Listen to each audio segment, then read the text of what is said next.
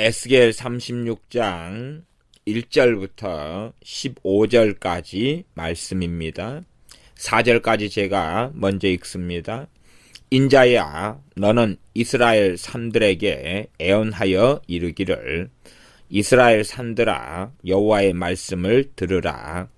주 여호와의 말씀에 대적이 너에 대하여 말하기를, 하하, 옛적 높은 곳이 우리의 기업이 되었도다 하였느니라. 그러므로 너는 애언하여 이르기를, 주 여호와의 말씀에 그들이 너희를 황묵해 하고 너희 사방을 삼켜서 너희로 남은 이방인의 기업이 되게 하여 사람의 말거리와 백성의 비방거리가 되게 하였도다. 그러므로 이스라엘 산들아, 주 여호와의 말씀을 들을지어다. 주 여호와께서 산들과 맷뿌리들과 시내들과 골짜기들과 황무한 사막들과 사면에 남아있는 이방인의 노략거리와 조롱거리가 된 버린 성읍들에게 말씀하셨느니라. 아멘. 에스겔 36장은 이스라엘을 핍박했고 또한 그들 노략했고 황폐하게 된 그곳을 오히려 차지했던 그러한 에돔 족속과 이방 민족들에 대하여 하나님께 심판하신다고 말씀하시면서 이스라엘에게 하나님께서 복을 주시는데, 이스라엘이 거룩해서가 아니라 하나님 자신의 이름을 위하여서 하나님께서 이스라엘에게 복을 주시며 그들을 회복시키시며 그들에게 새 영과 새 마음을 주시며 육신에서 굳은 마음을 제하고 부드러운 마음을 주고 새 신을 주어서 하나님의 말씀 율례를 행하게 하겠다라는 그러한 놀라운 언약의 약속까지 주시는 말씀이 36장에 있습니다. 36장 그러한 자세한 내용 가운데 우리가 잘 익히 아는 말씀이 36장 24절부터 28절까지 익숙한 말씀이 되지요. 27절을 대표적으로 제가 읽어보면, 또 내 신을 너희 속에 두어 너희로 내 율례를 행하게 하리니 너희가 내 규례를 지켜 행할지라. 내 신을 너희 속에 두어 성령님을 부어주신다는 말씀이죠. 그러므로 이것이 36장이나 37장이나 혹은 전에 34장에서 마지막 부분 31절까지의 설교 가운데 이스라엘에 대한 난해구절에 대하여 말씀을 드렸고, 36장에도 실제로 그렇게 이해되고 해석될 만한 부분이 아주 많이 있습니다. 그러므로 과연 이것이 육적인 이스라엘에 대한 부분이냐 아니면 참 이스라엘에 대한 부분이냐, 그런 것까지 우리가 꼭 살펴보아야 됩니다. 왜냐하면 팔레스틴에 있거나 혹은 아브라함의 육체적인 후손이 되었던 이스라엘에 대하여 하나님께서는 선민으로 선택하셨고 그들에게 복을 주셨고 부르셨고 언약민족으로 삼으셨습니다. 그럼에도 불구하고 이스라엘이 하나님께 끊임없이 배역함으로 그들을, 그러나 하나님이 심판하셨음에도 긍휼히 여기셔서 어느 때에, 하나님의 정하신 때에 우리 주 예수님을 이 땅에 보내셔서 십자가에서 죽게 하시며 그들 가운데 사도를 일으키시며 유대에 먼저 복음을 증거하셨고 나아가서 예루살렘과 온 유대와 사마리아와 땅끝까지 복음이 증거되게 하셨습니다. 그런 가운데 이제 오순절 성령 역사를 기점으로 성령님께서 120명의 문도에게 임하시면서 계속하여 성령님의 임하심과 역사하심과 충만케 하심이 사마리아와 이방인들에게 퍼져가는 것을 우리가 사도행전을 통해서 살펴봅니다. 그러므로 이스라엘에 대한 것에 대하여 잘못 해석하고 본다면 육적인 이스라엘에 치중할 것이고, 또한 또 극단적으로 본다면 대체 신학으로 흘러가서 이방인들, 교회를 중심으로 보게 될 것입니다. 나 성경적으로 어떻게 이 36장을 이해하는 게 옳은가, 또한 36장의 바른 이해 속에서 37장의 에스겔 골짜기의 사건에 대한 이해를 해볼 수가 있습니다. 실제로 제가 34장에서 이스라엘에 대한 난해 구절을 34장 25절부터 31절까지를 말씀드렸습니다. 하나님께서 25절에 화평의 언약을 세우겠다. 다시는 이방의 노략거리가 되지 않게 하겠다. 또한 멍에 목을 끊어버리고 하나님께서 그들을 건져주겠다. 그러면서 그들을 위하여서 34장 29절에 유명한 종씨가 할 땅을 일으켜 주겠다. 기름진 경작지를 주겠다. 다시는 그 땅에서 기근으로 멸망하지 아니할 것이다. 다시는 열국의 수치를 받지 아니할 것이다. 그러면서 나는 그들의 하나님이 함께 있는 것을 알게 해주겠다. 이스라엘 족속이 내 백성인 줄 알리라 하는 놀라운 은혜의 약속들을 말씀합니다. 사실상 이러한 말씀들이 지금 현재의 육적인 이스라엘, 지금 현재의 아브라함 후손되었던 이스라엘이 이런 말씀들을 붙잡고 사실은 살다가 이것을 무조건적이거나 혹은 이것에 대한 잘못된 해석 등등을 통하여서 주님께서 이 땅에 초림하여서 성육신하여서 오셨을 때에 주님을 영접지 아니하고 또한 얼마간 복음이 놀랍게 증거되다가 그러나 유감스럽게 대다수의 유대인들이 주님을 등지고 떠나고 그 놀라운 부흥의 역사가 오래가지 않았고 사도들이 유대인들 가운데 일어섰으나 또한 사도 바울 같은 이가 유대인 가운데 일어섰으나 그러나 하나님께서는 사도 바울을 복음을 거역하는 유대인들에게서 먼지를 떨어버리고 이방인에게로 돌아가게 하셨습니다. 그래서 이방인의 사도가 사도 바울 같은 하나님의 사람, 그리스도의 계시, 복음의 계시를 알고 있는 이가 이방인의 사도가 되어서 복음을 이방인들에게 증거하고 그 가운데 교회들이 세워졌고 나중에 사도 바울이 3차 전도여행 마친 후에 예루살렘에 돌아왔는데 심지어 예루살렘 교회에 있는 수만 명의 신자들도 잘못된 성경 해석과 이해 가운데 사도 바울에 대하여서 이빨을 갈고 있었다는 사실, 그런 놀라운 사실까지 우리는 사도행전에서 접할 수가 있습니다. 그렇게 해서 유대인들이 우리 주 예수님을 영접하지 아니한 그러한 잘못된 성경 해석의 많은 부분이 이러한 에스겔 34장 31절까지에 있기도 하고 이런 36장에가 있기도 합니다. 그러므로 과연 이것이 어떻게 실제로 이제 교회로 이해되고 적용되는 게 맞는가 하는 이해를 꼭 해야 됩니다. 문자적으로 이스라엘만으로 해석할 때에 과연 해석이 가능한가, 또한 그런 해석으로 갔을 때에 언제 이루어질 수 있겠는가. 우리는 신약 성경을 통하여서 이 세상이 어떻게 종말로 치달으며 나아가 주님께서 마태복음이나 누가복음 같은 데는 좀 자세하게 이 인류 역사가 어떻게 흘러가게 될 것인지, 나아가서 더 자세하게는 요한계시록을 통하여 어떤 일이 벌어질 것인지가 나타나 있습니다.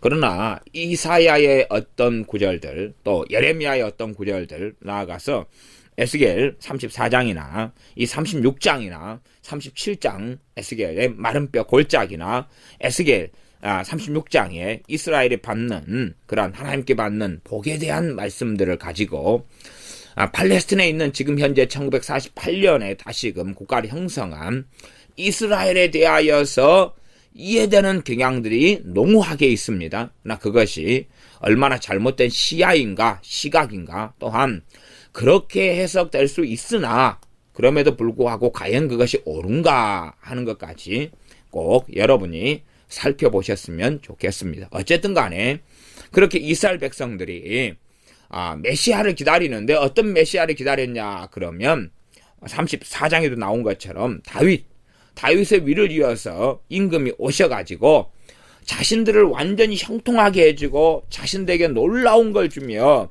노예에서 해방시키고, 그래서 그 다윗을 통하여서 그들이 왕이 된 다음에 화평의 언약을 세우고 아주 그냥 때를 따라 비를 내릴 때 복된 장마비를 내리리라, 이런 세계 속으로 들기를 원했으나 우리 주님께서 이 땅에 다윗을 이어서 다윗의 위 가운데 다윗의 주님이시며 또한 다윗을 이어서 왕으로 오셨음에도 불구하고 유대인들이 해석하는 성경 이해처럼 그런 분으로 오시지 않았기 때문에 다수의 유대인들은 주님을 영접지 아니하였고 거절하고 거부했던 것을 우리는 신약 역사나 혹은 사복음서를 통해서 알고 있습니다.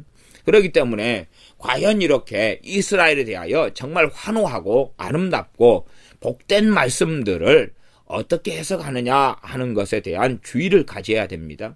이러한 말씀 첫째는 잘못 해석해서 메시아가 오시면 우리를 영원한 복의 나라, 영원한 은혜의 나라, 영원한 평화의 나라로 영원히 잘 먹고 잘 살고 떵떵거리는 나라로 만들어줄 걸로 기대했기 때문에 우리 주님께서 나사렛에서 오셔서 목수 출신으로서 그러한 정치적인 것, 또한 유대인들의 복지적인 것, 유대인들의 먹고 잘 사는 것, 혹은 로마의 식민지에서 해방시키시는 것 등에 관심이 없으셨기 때문에 그들은 예수님을 메시아로 받아들인 것에 큰 거부감을 가지고 있었고 인정할 수 없었다는 사실을 기억하시면서 36장을 다시금 접근해 보도록 하겠습니다.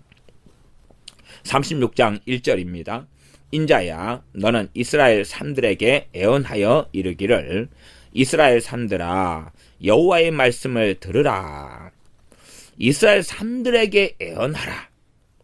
산들에게 애언하라는 것, 그것이 정말로 이스라엘 산들일까? 그 다음에 이스라엘 산들은 생명이 있습니까? 없습니까? 생명이 없죠. 하나님 형상을 따라 지음받은 사람 자체가 아니라 그 말이에요. 나무야 들으라 그런다 해서 나무가 귀가 있습니까? 돌들아 들으라 그런다 해서 돌이 귀가 있습니까? 땅아 들으라 한다 해서 땅이 듣지 않지요. 그러면 이것이 이런 방식으로서 하나님께서 말씀하신 이유가 있단 말이에요. 그러나 요즘에 자칭 어떤 선지자들은 이런 방식을 모방해가지고 그렇게 합니다. 그러면서 나무가 듣는 것처럼 숲이 듣는 것처럼 산이 듣는 것처럼 하지만 그렇게 믿는 사람이 한다면 일반적인 상식을 가지고 있는 정상적인 사람이라면 그런 사람을 미치광이라고 하지 않겠습니까? 미치광이라고 그러겠지요. 그런 것을 염두에 두고 상식적으로 생각을 먼저 해봐야 한다는 사실입니다. 하나님께서 너는 이스라엘 산들에게 애언하여 이르기를 이스라엘 산들아 여호와의 말씀을 들으라 그랬습니다. 정말 이스라엘 산들이 들어야 될까요? 아니면 이스라엘 백성들이 들어야 될까요? 나아가서 2절을 보겠습니다. 주 여호와의 말씀에 대적이 누구의 대적이냐 그러면 첫째는 하나님의 대적이 되고요. 왜요? 하나님의 백성 이스라엘을 하나님이 심판하시는 것은 옳고 맞지만 그러나 하나님께서 허락하지 않았는데 하나님의 백성을 또한 하나님의 대적의 백성의 원수가 돼가지고 공격하는 것 자체가 첫째는 하나님의 원수가 되는 것이고 두 번째는 이스라엘의 원수 대적이 되는 것이어서 대적이 너에 대하여 말하기를. 그러면 일반적으로 지금 이 성경 5절 같은 데서는 어떤 이들을 말하냐 그러면 5절 보면 내 명렬한 투기로 남아있는 이방인과 에돔 온 땅을 쳐서 말하였노니. 그러니 남아있는 이방인들, 남아있는 다 멸망하지 않고 남아있는 이방 민족들을 이야기하죠. 어떤 민족들이겠습니까? 블레셋이라든지 혹은 모압이나 암몬이라든지 이런 자들이 다 멸망하지 않고 남아있는 이러한 이방 족속들이 남아있고 그 다음 핵심적으로는 에돔 땅이 남아있다 그 말이에요. 그래서 에돔 온 땅 이들이 대적이 되겠습니다. 우리가 느헤미야서를 보더라도 그런 대적을 통하여서 예루살렘 성벽이 회파된 상황에서 얼마나 포로에서 돌아온 유대인들이 큰 고통을 당하고 있었는가, 위협을 당하고 있었는가, 심지어 느헤미야까지도 이 억압과 위협과 살해에 또 이간질의 고통을 겪었다는 것을 느헤미야서를 통해서 우리는 봅니다. 대적이 너에 대하여 말하기를 아하 예적 높은 곳이 우리의 기업이 되었도다. 왜냐하면 이 유대인들이 또한 유대회가 예루살렘이 멸망한 다음에 황폐화되고 그렇게 되니까 임자 없는 땅이니까 과거에 너희들 참 잘나갔지. 과거에 다윗 시대나 솔로몬 시대나 얼마나 부강했고 잘나갔어. 그렇게 했는데 그러나 우리의 기업이 되었다. 또 과거에 너희들이 이 아브라함의 장자가 우리 집안인데 너희가 해먹어가지고 잘 나갈 때가 있었지. 그러나 이제는 황폐하게 되었지. 그러니 우리가 차지하겠다. 그렇게 하였도다 하였느니라. 3절. 그러므로 너는 애언하여 이르기를 주 여호와의 말씀에 그들이 너희를 황목케 하고 너희 사방을 삼켜서, 그러니 주 여호와의 말씀 대적인 너에게 대하여 말하기를, 그러면 너가 단지 이스라엘 산들에 대한 이야기를 넘어서는 것을 우리가 얼마간 생각해 보는 것이 마땅하겠습니다. 산들을 포함해서 땅은 당연히 마찬가지지만 우리의 기업이 되었다. 그래서 너는 애언하여 이르기를 주 여호와의 말씀에 그들이 너희를 황목케 하고 너희 사방을 삼켜서 너희로 남은 이방인의 기업이 되게 하여 사람의 말거리와 백성의 비방거리가 되게 하였도다.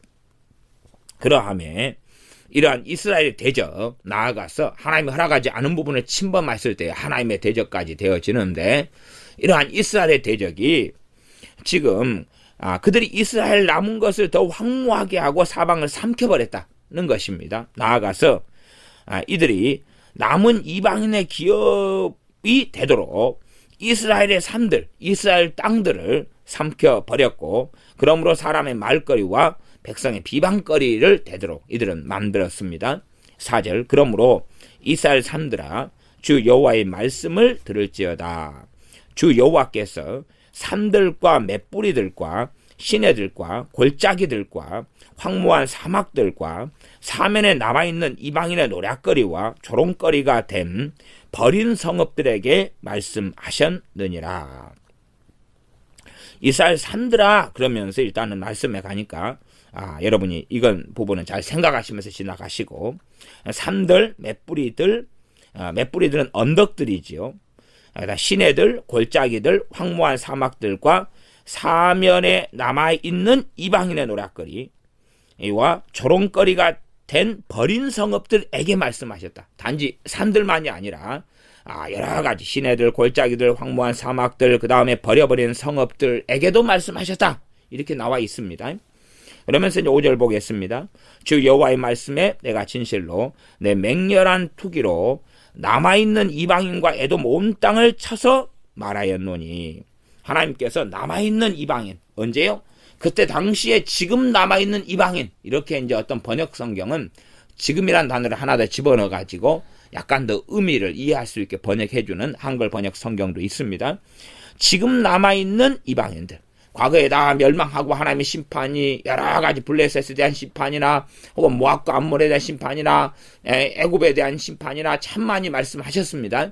그러면서 그 심판이 진행되었고, 진행되는 중에 이제 황폐화되고 남아있는 이방인들도 있고 그 족속들도 있습니다만은 전반적으로는 에돔 온 땅이 남아있다는 사실이죠.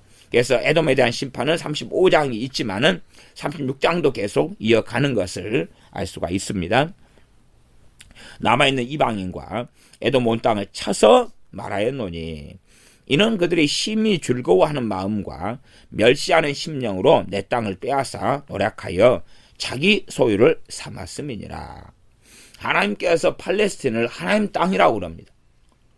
그러니 이 이스라엘 사람들 입장에서도, 유대인 입장에서도 잘 기억해야 됩니다. 뭘 기억해야 되냐 그러면, 팔레스틴을 자기에게 주셨지만 그러나 그 땅을 청지기로 주신 것이지 완전히 자기 걸로 준 게 아니에요. 청지기예요. 이 땅에, 이 지구상에 사는 모든 사람들은 어느 나라든지 이 한반도에 살고 있는 이 한국 민족이라 할지라도 남한 땅을 자기 걸로 소유하고 있는 게 아니에요. 하나님께서 얼마 동안 맡겨주신 거예요. 맡겨주신 거.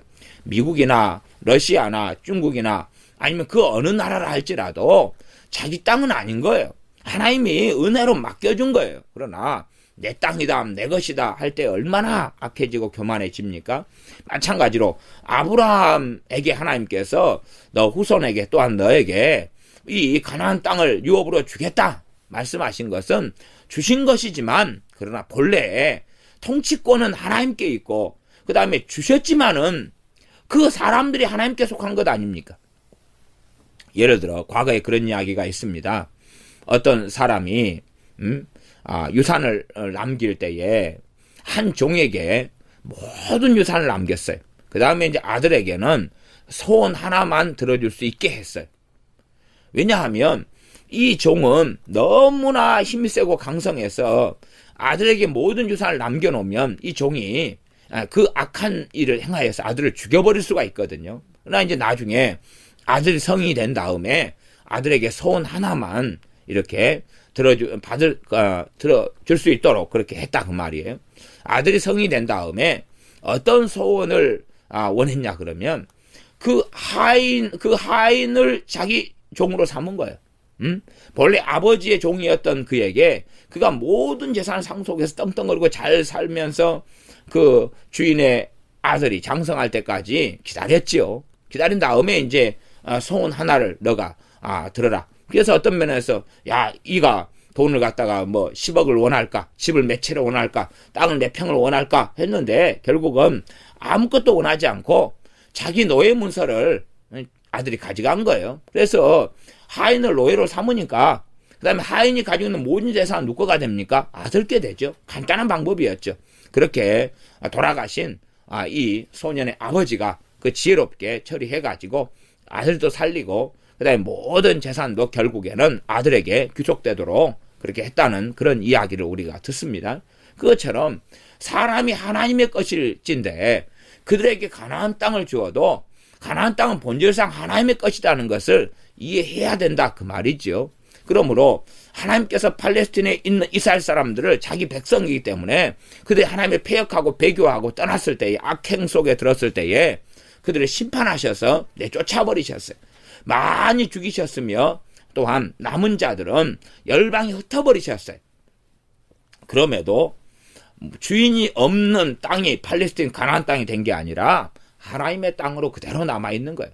그런데 하나님의 땅에 이러한 에돔 족속과 남아있는 이방인들이 차지하고 들어와서 내 것이라고 해보는데 얼마나 그것이 우스운 일이냐 그 말입니다. 그래서 그들이 심히 즐거워하는 마음과 5절 하반절 멸시하는 심령으로 내 땅을 빼앗아 노력하여 지금 하나님께서 내 땅이라고 그러잖아요. 이스라엘 땅이라고 그런 게 아니라 내 땅이라고 말씀하시는 거예요. 그것을 이들도 반드시 알아야 되며 또한 당연하게 유대인들도 알아야 되는 것입니다. 하나님께서 돌아오게 하시면 하나님 땅에 돌아오게 한 거예요. 물론 자기들 땅이라고 주장할 수 있으나 그건 청지기적인 것. 인생이 우리의 것이다, 내 것이다, 내 육신이 내 것이라 그래도 맡겨주신 것이다 그 말이에요. 우리의 인생에 80평생을 주시는 것도 하나님께서 맡겨주신 것이고 그 이후에는 계산을 해야 한다는 사실입니다. 6절 그러므로 너는 이스라엘 땅을 대하여 애언하되 앞에는 이스라엘 산들에게 애언하여 이르기를 그랬고 6절에는 이스라엘 땅을 대하여 애언하고 그다음 4절에는 더 다양한 골짜기 황무한 사막들 그렇게 또 버림받은 성읍들을 향하여 말씀하는 것 이런 것들이 나와 있습니다. 6절 이스라엘 땅을 향하여 대하여 애언하되 그 산들과 맷뿌리들과 언덕들과 시내들과 골짜기들을 대하여 이르기를 주 여호와의 말씀에 확장해가지고 더 자세하게 나와집니다. 주 여호와의 말씀에 내가 내 투기와 내 분노로 말하였나니 이는 너희가 이방의 수욕을 당하였음이니라.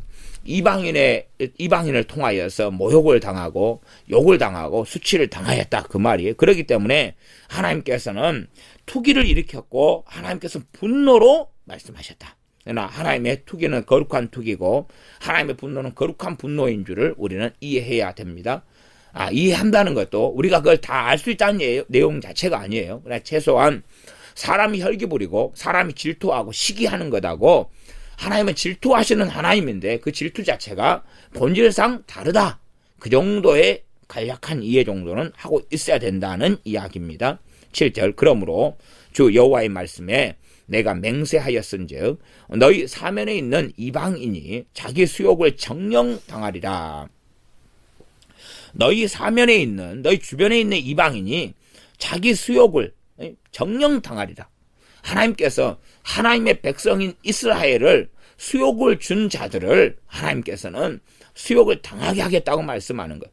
하나님께서 어떨 때 주변의 민족을 통하여 자기 민족 이스라엘의 범죄에 대한 심판하실 때가 있어요. 그러나 그렇게 하지 아니했는데 공격하는 자들, 그렇게 하지 아니했는데 하나님 땅을 차지하는 그런 자들에 대하여서 수욕을 정령 당하게 하신다. 그렇게 말씀합니다. 8절. 그러나 너희 이스라엘 산들아, 너희는 가지를 내고 내 백성 이스라엘을 위하여 과실을 맺으리니 그들의 올 때가 가까이 이르렀음이니라. 이전에 해방되어 가지고 이스라엘 이 산들, 단지 산만을 이야기하는 건 아니겠죠. 산에다가만 자리를 차지하고 사는 게 아니라 주로 평지에다가 과선을 만들고 그렇게 하겠죠. 그래 대표성이라고 이해하시는 건 일단은 맞습니다. 그래서 이스라엘을 위하여서 과실을 맺으리니 또한 가지를 내리니 그들이 올 때가 가까이 이르렀다. 올 때는 뭐겠습니까? 일단은 기본적인 우리가 역사적인 이해로는 포로에서 돌아오는 것이다. 이렇게 이해하는 게 기본적으로 맞겠죠. 그러나 지금 이 정도 이해에서 멈추면 안 됩니다. 왜 그 정도 이해에서 멈추면 안 되냐?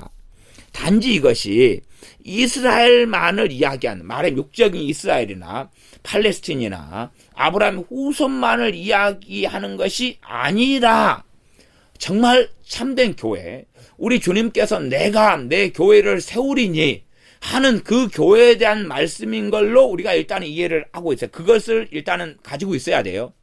왜냐하면 그 다음에 말씀들을 푸는 열쇠가 이 전제를 이해하고 있으셔야 돼요. 지금 당장 여기서는 제가 그렇다라고 말씀 못 드리는 것은 이 정도 본문 가지고는 그러한 앞뒤의 내용을 정확하게 논증할 수 없기 때문에 그러는 거예요. 이게 제가 어떨 때는 강의를 하면서 앞에 본문을 가지고 정답이라고 뒤에 설명되어져 가지고 하는 논지를 따라서 미리 그냥 이게 정답입니다라고 이야기 안 할 때가 많아요. 왜냐하면 그렇게 갑자기 이야기하면 황당하잖아요. 황당해. 아니 이 정도 논문, 이 정도 말씀의 논지의 흐름에서는 그런 내용이 아직 나올 때가 아니거든요. 그러나 그걸 먼저 끄집어내버리면 이젠 말씀의 범위를 일단은 넘어간 게 되는 거예요.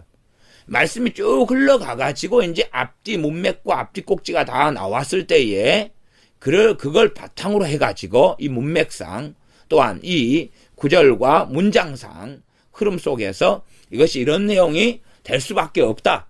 혹은 이렇게 해석되고 이해되는 그런 개연성도 있고 또한 이런 몇 가지 종류로도 이해가 되고 해석이 된다. 이렇게 흘러나와야 되기 때문에 서두에서 먼저 전제를 통해서 이게 정답이다. 그러면서 이렇게 이해돼야 된다. 그렇게 말씀드릴 수는 없는 거예요. 그렇기 때문에 기본적인 우리가 흐름상에서 이해를 먼저 할 수 있는 면을 말씀을 드릴 때에 당연하게 우리가 상식적인 이해로서는 이 이스라엘 백성 그들이 올 때가 가까이 이르렀다라는 8절 하반절을 볼 때는 우리가 상식적으로 이스라엘이 지금 고레스 칙령을 통하여서 포로에서 해방돼 가지고 팔레스틴으로 돌아오는 거구나 라는 이해가 바르게 이해되는 걸로 우리가 인식이 된다 그 말이에요. 그러나 이제 그 정도를 하나 가지고 있고 그 다음에 나중을 위해서 제가 그렇다고 해버리면 이제 나중에 어긋나게 되니까 나중을 위해서 이게 돌아오는 게 하나님의 참된 백성이 일어난다. 말하자면 유대인들 가운데서 참된 하나님의 자녀들이 이제는 하나님을 영화롭게 하고 주님을 만나고 알며 참된 하나님의 백성이 그리스도를 통하여서 되는 것, 그리고 거기에 이방인들이 접붙임 바 되어져서 이스라엘로 편입돼 들어오는 거예요. 편입돼 들어오는 거예요. 구약시대에는 유대인들이 있었으면, 이스라엘 사람이 있었으면 이방인들이 유대인화로 귀의를 해야 됩니다. 할례를 받은 다음에 유대인으로 들어와야 돼. 그래야지만이 이 유대 민족이 되었습니다. 그래서 구약의 마지막이나 혹은 주님께서 오셨을 때의 이스라엘 같은 경우도 이방인들 가운데 두 종류의 이방인이 있습니다. 한 종류의 이방인은 할례를 받아가지고 유대인으로 귀화한 이방인이 있고, 그러면 그 사람도 유대인이라 그럽니다. 두 번째는 경건한 이방인들, 경건한 사람들, 경건한 자들이라는 용어가 있어요. 그런 경우는 유대인처럼 할례를 받아가지고 귀화를 하지 않았어요. 그러나 유대인이 섬기는 하나님을 섬기고 유대인이 가지고 있는 율법의 말씀을 읽고 묵상하고, 누구처럼요? 그 사도행전에 보면은 에디오피아 네시, 간닥의 여왕의 국고를 맡은 그 네시처럼, 네시가 할례를 받으려고 그러는데 할례 받을 거시기가 없잖아요. 네시가 됐으니까 귀할례에도 할례를 받을 수가 없잖아요. 그러니 그는 아마 필연적으로 내시는 유대인이 될 수가 없는 거예요. 될 수가 없는 거예요. 그러나 그는 성경을 읽고 있잖아요. 이사야 성경을 읽고 있고 묵상하고 있는 거예요. 율법을 읽고 있고 묵상하는 거예요. 그런 것처럼 그렇게 경건한 사람들로 하나님을 섬기는 사람들이, 그런 이방인들이 있어 왔다 그 말이에요.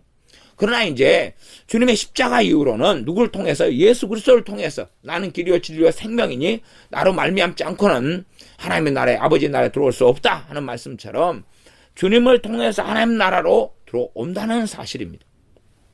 그러함에 일단은 아직 여기에서는 다 드러나지 않으니까 일단은 우리가 겉으로 볼 때는 유대인들이 포로에서 귀환하는 것인 모양이구나 이렇게 거의 확정적으로 보이지만 일단은 이것 말고도 참된 하나님의 자녀와 백성을 하나님께 세우시구나.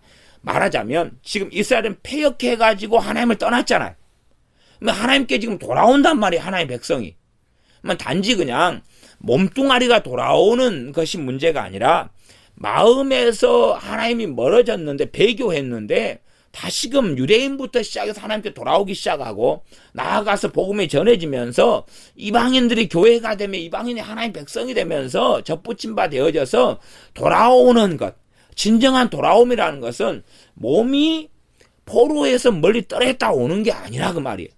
그런 영적인 이해를 우리가 하면서 한자락 깔고 그 다음에 이어지는 것을 보시는 것이 그 다음에 해석하는데 어렵지 않으니까 그렇게 보아갔으면 좋겠습니다. 9절, 내가 돌이켜 너희와 함께하리니 사람이 너희를 갈고 심을 것이며. 여기서 너희와 함께하리니 그럴 때 여기서 너희가 산이 되고 골짜기가 되고 맷뿌리가 되고 시내가 되고 그런 거예요. 너희와 함께한다는 것이 이스라엘 백성을 이야기하는 게 아니라 지금 이 땅을 이야기하고 산을 이야기하고 있는 거예요. 이스라엘을 이야기하고 있는 거예요. 참 이게 특이한 이야기죠. 일단은 그 정도 이해를 해가면서 지나가 봅시다. 왜냐하면 뭔가를 해석하려 그래도 설명하고 하려 해도 문맥적으로 뒤에까지 다 나와야지 전개가 되고 해석이 되지. 앞부분에서 그냥 뭔가를 이야기해버리면 그건 너무나 영해적인 이야기나 혹은 그냥 선을 넘어간 해석이 되어버리니까 순차적으로 이렇게 이해되고, 그 가운데 어떤 것은 말씀의 범주 속에서 더 이해하고 설명할 만한 것이 없으면 어쩔 수 없습니다. 거기서 멈추는 수밖에 없는 거예요. 없는 내용을 만들어가지고 유추해가지고 이럴 가능성이 있다는 이야기까지는 할 수 있으나, 그러나 엉뚱한 이야기를 해가지고 이렇거니라고 말하면 안 되니까 본문에 나와 있는 흐름을 따라서 우리가 성경을 보는 것이 지당하고 맞습니다. 그래서 9절에 내가 돌이켜 너희와 함께하니, 이 너희는 이스라엘 사람이 아니라 지금 산이에요. 산. 이스라엘 산들아, 8절이 이스라엘 산들아 그런 거죠. 그게 너희예요. 산들 함께하리니 사람이 너희를 갈고 심을 것이며. 이게 사람이 아닌 거죠. 땅이에요. 땅, 산, 골짜기, 산에 있는 맷뿌리, 그 다음 시내 골짜기들 다 포함한 것까지도 볼 수 있습니다. 산들 대표성이에요. 6절을 보면은 그런 걸 확인할 수 있습니다. 다음에 10절, 내가 또 사람을 너희 위에 많게 하리니 이들은 이스라엘 온 족속이라. 사람을 너희 위에 많게 한다. 지금 이스라엘 산에 대해서 말씀했고, 산이 황폐화됐거나 사람이 다 떠났거나 죽었거나 이방인이 흩어져 있는데 많게 한다. 그러니 우리가 문자적으로 충분히 지금 포로 귀환이라고 우리가 충분히 그렇게 이해할 수 있어요. 그러나 그것이 정확하게 100%다 보다는 약간의 개연성을 가지고 좀 개방적인 이해를 가지고 있으면서 뒤로 흘러가야 된다고 제가 말씀을 드렸습니다. 이스라엘 온 족속이라 그들로 성읍들에 거하게 하며 빈 땅에 건축하게 하리라.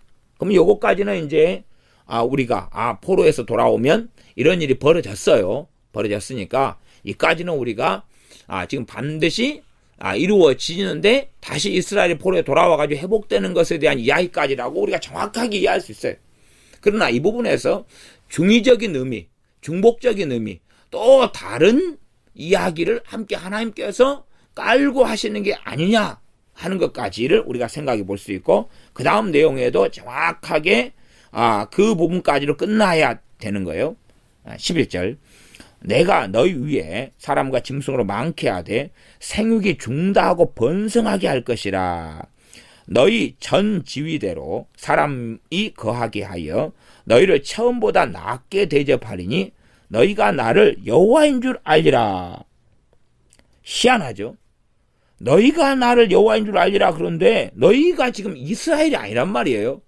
이스라엘이 아니고 산들이에요. 산들의 골짜기인데 어떻게 산의 골짜기가 여호와인 줄 하나님을 알게 되냐 그 말. 인격이 있냐, 인성이 있냐, 마음이 있냐 그런 거죠.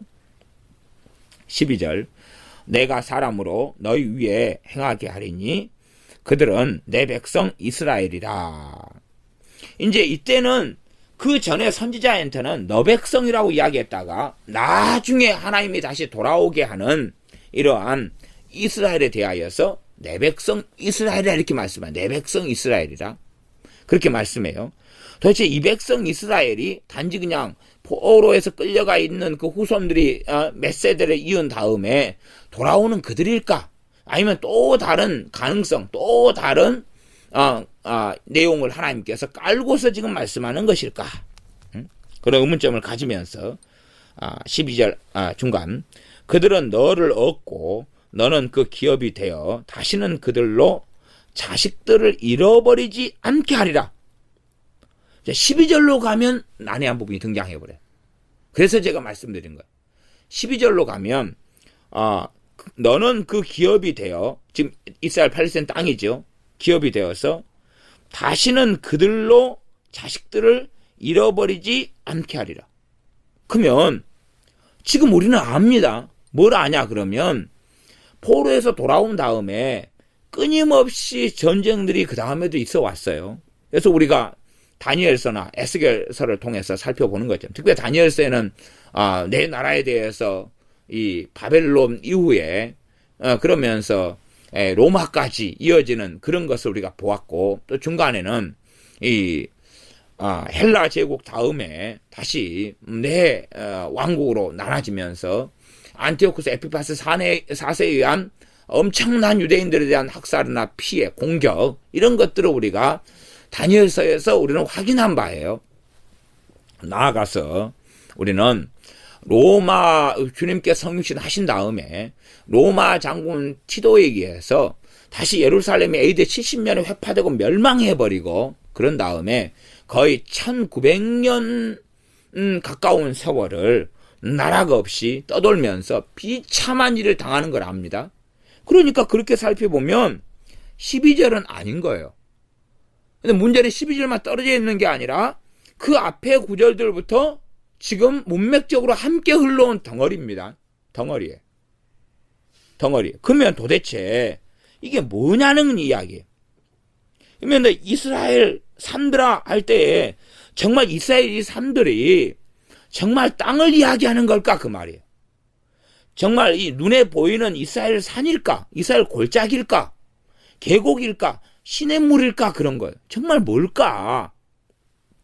그래서 상식적으로 해석하면 유대인들 같은 경우는 이런 구절을 잘 이해가 안 되면 난해 구절로 이렇게 어렵게 그냥 제쳐 두었어야 되는데 이리 보니까 문자적으로 충분하게 맞는 것 같잖아요. 그 다음에 12절 같은 경우는 너무 좋은 말씀이에요. 왜냐하면 다시는 그들로 이스라엘 사람들이 자식들을 잃어버리지 않는다는 거예요. 전쟁이 일어나면 누가 가장 많이 죽습니까? 노약자가 제일 많이 죽죠. 임신한 부녀들, 갓난 아이들, 어린 아이들 지키지 못하니까. 그런데 다시는 안 죽는다 그러니까 유대인들은 어떻게 기대합니까? 야, 포로기에서 돌아오면 이제 정말로 우리나라는 막강한 나라가 돼가지고 그다음에 그게 안 되면 메시아가 오면 그렇게 될 거야. 그래서 전 세계에서 그 누구도 감히 건들 수 없는 나라가 돼가지고 언제까지요? 영원 무궁토록 이어갈 거야. 그렇게 해석될 수 있는 것이 12절이다 그 말이에요. 그러니 다시 36장에도 난해 구절이 등장하는 거예요. 이런 것 때문에 유대인들은 메시아를 이렇게 만들어주는 메시아와 왕을 기다릴 수밖에 없는 거예요. 이것이 그들이 성경 이해의 한계인 것이. 성경을 끊임없이. 그래서 주님께서 내가 이르는 말이 영이요 생명이라 그랬는데 성경을 마음대로 영해하는 것도 심각한 문제지만 그러나 성경이 때로는 상징적인 해석을 해야 될 때에 그렇게 하지 않는 것이 심각한 문제가 되는 거예요. 예? 성경을 문자적으로 해석해가지고 그렇게 가능하고 된다면 모르지만, 그러니까 어쨌든 유대인들 같은 경우는 이제 이것을 지금도 어리석게 해석하고 있으나, 그래서 자기 육체적인 이스라엘로 생각한단 말이에요. 그건 우리가 이해해 줄 수 있어요. 그러나 지금 주님의 성육신을 우리는 알아요. 그 다음에 성경에 신약성 27권이 있어요. 그리고 역사에 되어진 이야기를 알아요. 그런 입장에서 우리가 확인해 보면 이스라엘에 대한 이야기가 될 수가 없다 그 말이에요. 12절만 봐도 그런 이야기가 될 수가 없는 거예요. 육적인 이스라엘에 대한 이야기가 된다면 언제 이루어질까? 과연 언제 이루어질까? 다시는 그게 가능할까? 아니, 결국은 언제가 될지 몰라도 이 세상은 종말로 흘러가면서 요한계시록에 있는 7년 대환란으로 들어가게 되는 거예요. 그런데 이런 일이 어떻게 벌어지겠냐 그 말이에요. 기껏 우리가 하나 더 유추할 수 있는 것은, 혹시 몰라, 나중에 천년 왕국이 어떻게 이루어지고 어떻게 되어질까는 우리가 약간 조금만 성경 몇 구절을 가지고 짐작만 할 수 있을 뿐이지 감히 상상을 제대로 못합니다. 그러나 그때에 대한 이야기이지 않을까, 그런 식으로 생각할 수 있어요. 그러나 유대인들은 그런 천년 왕국에 대한 이해는 별로 이 부분을 연관시키기보다는 그것은 너무 머나먼 이야기고 어찌 될지 잘 모르고 성경에 많이 언급된 내용이 아니에요.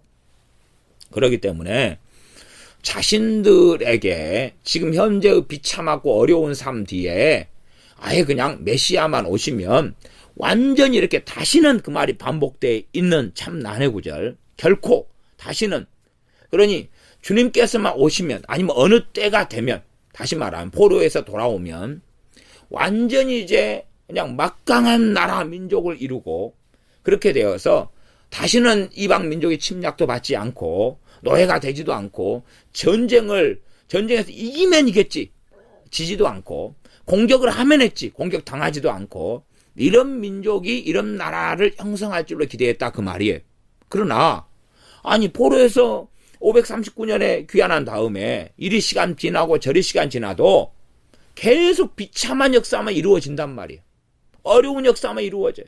다행히 감사하게 느헤미야 같은 사람을 하나님 일으키셔서 예루살렘 성벽을 중건이라도 하게 해서 얼마간 보호가 되지만, 그것도 예루살렘 성벽을 중건해서 그 정도에 불과한 거예요. 그 예루살렘 성 밖에 있는 사람들은 또 공격을 당하고 어려움을 계속 당해갑니다. 나라가 완전히 형성되거나 군사력이 있어서 국경을 지킨 게 아니라 그 말이에요. 아직도 그런 포로 귀환이 있었어도 어느 나라 밑에 있습니까? 페르시아 밑에 있다 그 말이에요. 페르시아 밑에. 그 다음에 이제 페르시아 다음에 무슨 나라가 일어서냐면 헬라 제국이 일어서잖아요. 다시 그 속에 있다 그 말이에요. 다시 그 밑에 영향력 통치 속에 있어요. 헬라 제국 다음에 뭐가 일어섭니까? 그 다음에 로마가 일어나잖아요. 다시 그 통치 속에 있어요. 그 다음에 로마에 의해서 멸망당하잖아요. 우리는 그 역사를 아니까, 참 유대인들이 이걸 기대하다가 이루어지지 않아요. 이제 지금 또 기대하고 있죠. 메시아를 기다리고 있어요. 우리 주 예수님을 메시아로 인정하지 않고. 왜? 메시아가 오셔야 이것이 이루어질 거라고 기대하는데, 우리 주 예수님께서 성신하고 오셨어도 이게 이루어지지 않았단 말이에요. 12절이. 그렇기 때문에 앞에 있는 몇 구절만 가지고 그냥 평이하게, 이것이 그냥 포로에서 귀환된 다음에 그런 평이하게 돌아와서 하나님께 평화를 주시고 도와주시고 함께 해주실 거다. 그런 식으로 해석하면 안 된다는 것입니다. 우리 주님께서 말씀하셨어요. 이 성경 곧 나에 대해서 말씀하는 거다. 나에 대해서. 주님에 대한 말씀은 어디까지 이어지냐 그러면 주님의 성육신, 그 다음에 주님의 공생애, 십자가상의 사건, 그리고 죽으신 부활, 그 다음에 성령님이 임하시고 교회 역사가 이루어지는 것, 그것이 다 전반적으로 주님에 대한 것이다 라고 이해하는 것이 우리가 좀 더 정확하고 맞습니다. 13절, 나 주 여호와가 말하노라. 그들이 너희에게 이르기를 너는 사람을 삼키는 자요 내 나라 백성을 제한 자라 하거니와. 지금 이스라엘 땅이, 그 땅이 너무나 안 좋은 땅이어가지고 사람을 삼킨다는 거예요. 더군다나 너 나라 백성을 제해버렸다. 제한 그런 땅이다. 그런 것이. 이게 참, 이 집터가 안 좋다 이런 이야기 있잖아요. 그런 것처럼 그렇다고만. 집터가 안 좋아가지고 장사하는 것만 다 망한다. 그러니 옮겨야 되겠다. 그런 것처럼, 와, 이 땅 자체가 저주받을 땅이다. 그러니 맨날 이 땅에 사는 사람들이 안 좋은 일이 벌어지고 전쟁이 벌어지고 쫓겨나고 죽임을 당하고 이렇게 되지 않느냐. 이런 이야기를 하는 거죠. 악담을 하는 거죠. 그렇게 말하거니와 14절 너가 다시는 사람을 삼키지 아니하며 다시는 너 나라 백성을 제하지 아니하리라. 나 주 여호와의 말이니라. 너가 다시는 사람을 삼키지 아니하며 다시는 너 나라 백성을 제하지 아니하리라.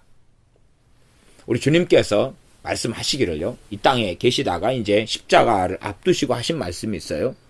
내가 가서 너희 있을 곳을 예비하러 가겠다. 그러니 이제 과거에 이 사람들은 이 땅에서 천국을 기대했다 그 말이에요.